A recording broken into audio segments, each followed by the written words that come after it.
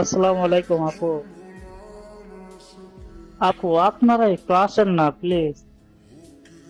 আমগো এখান থেকে বুঝছেন কোনোভাবে ছুটি দিতেছে না। প্লিজ আপু আপনারাই আসেন। আপু ছুটি চাইছিল, কালকেও চাইছিল, কিন্তু ছুটি দেয় নাই আপু। মনে করেন এই তো 2 বছর আগে আমার দাদি মারা গেছে, প্রায় 2 বছর হয়ে গেল। তখন ছুটি চাইছিল আপু, কিন্তু তখনও সহজে ছুটি দিতে চায় নাই। বলছে জানাজা কইরাই চলে আসবা, বেশি দেরি করবা না। আসলে কি আর বলবো, এরকম একটা চাকরি করে আমার আব্বু।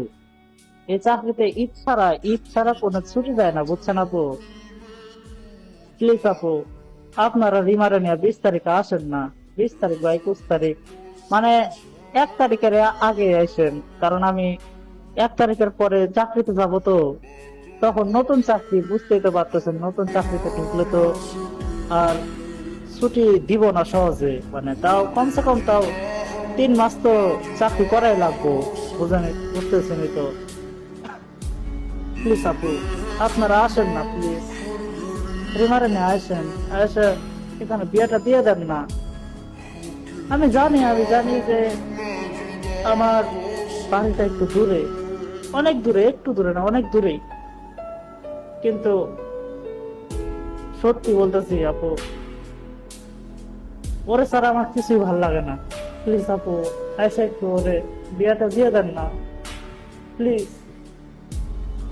মানুষ তো বিরাজ থেকে বাংলাদেশে পর্যন্ত এসে বিয়ে করতেছে আপু,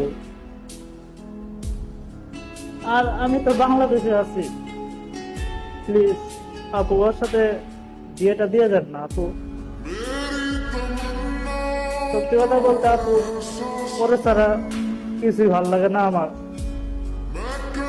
প্লিজ কথাটা রাখেন আপু, আপনারা আসেন না।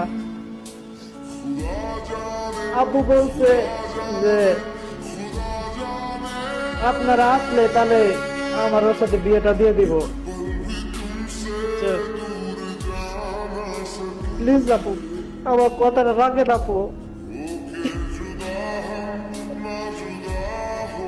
প্লিজ।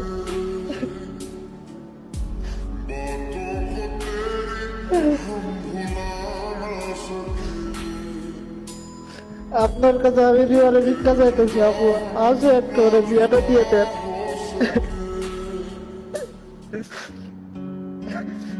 আমি কথা দিতেছি আপু, আমি ওরে কখনো দুঃখে রাখবো না।